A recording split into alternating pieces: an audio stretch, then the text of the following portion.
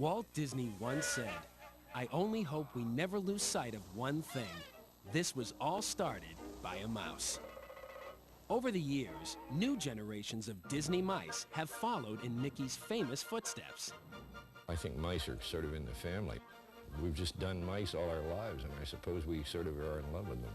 The Great Mouse Detective is based on the popular book Basil of Baker Street by Eve Titus and tells the tale of a super-intelligent sleuth who, along with his friend and sidekick, Dr. Dawson, must match wits with the greatest criminal mind in the world, Professor Ratigan. Some of the finest talents in Hollywood contributed their unique skills to the planning, development, design, and creation of this comic caper, which was more than 4 years in the making. The process of making a Disney animated film begins with the creation of the story and the development of its characters. Oh, I was so worried about my little girl. When you discuss how these characters are going to relate, you're not talking about cartoons and funny ideas. These are real personalities. Oh, I love it when I'm nasty. With Ratigan and the other characters, we developed what their history was, what it was like for them growing up as a kid. Why did he go bad? You know, why did Basil end up such an extremely intelligent guy, but a social misfit? Ha ha ha! But not for long, Miss Flamhammer. Blavisham. Whatever. Bringing believability to these animated actors is a task shared by the animators and the performers who provide the characters' voices. Ha! Here is our friend's entrance. Basil, how could he fit through such a tiny... Observe, Doctor. Basil, you astound me. As I look at the little models that were made of Basil, I don't know whether I'm getting to look like the model or he's going to look like me. And we're all Disney creatures, aren't we? I mean, there isn't a soul in the world who hasn't grown up with Disney. That's thrilling. To be part of that tradition, that creative tradition. There's nothing quite as memorable as a Disney villain. So, when casting the voice of the evil Ratigan, the producers called on a veteran actor whose resume was more like a rogues gallery, Vincent Price. First base, Disney is a really magical name to me, and I had never been offered one of these parts, and I just wanted to do it. Thank you. Thank you. You're despicable. Yes.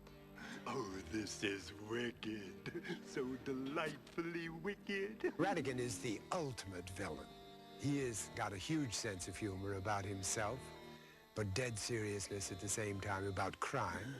Last night, and my first as supreme ruler of all Mousedom. He's a great actor. He's playing the great villain. Besides being the great villain, he is playing the great villain and adoring it, which is all great villains should be like this. This is his thing, and mine too.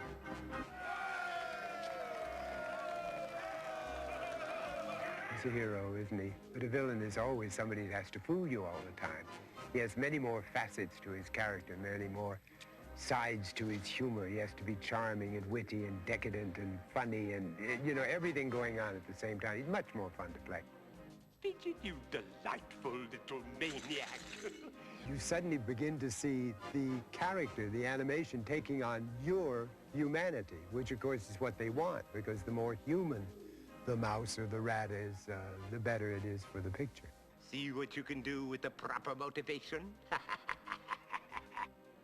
In a departure for Price, the actor not only delivered Ratigan's dialogue, but also sang to music created by Academy Award winner Henry Mancini. With time so short, I'll say so long and go so soon. Goodbye. Grammy Award-winning artist Melissa Manchester wrote and performed a song as a barroom mouse.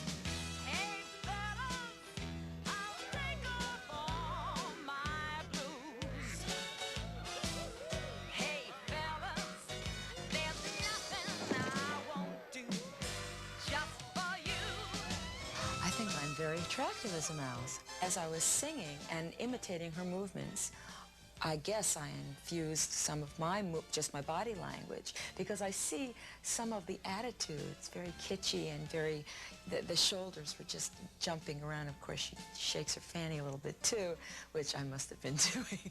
But I wasn't in a little blue costume with feathers, I can tell you that. For composer Henry Mancini, animation was a new experience. It's the first animated feature I've done. Of course, the Pink Panther was animation too. But it's different for some reason, working with, you know, these little figures up there rather than people. One thing, everything goes so fast. I mean, the pacing and the story just zips right along. Through the years, Disney has been a constant innovator in animation technology, creating visuals never before seen on the screen.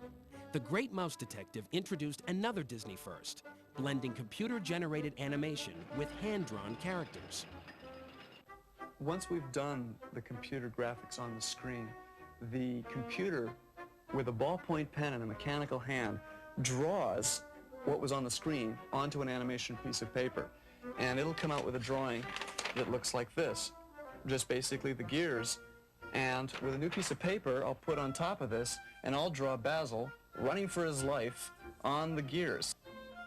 So it makes a nice hybrid between computer graphics and character animation.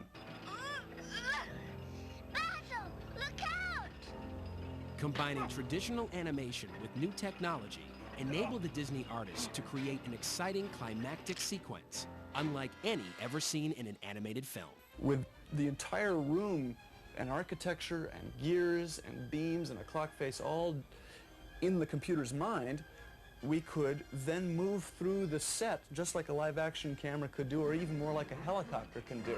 So when the characters are running like this up the gear, the camera's panning and moving along with them in tremendous kind of shots that aren't normally possible in an animated picture.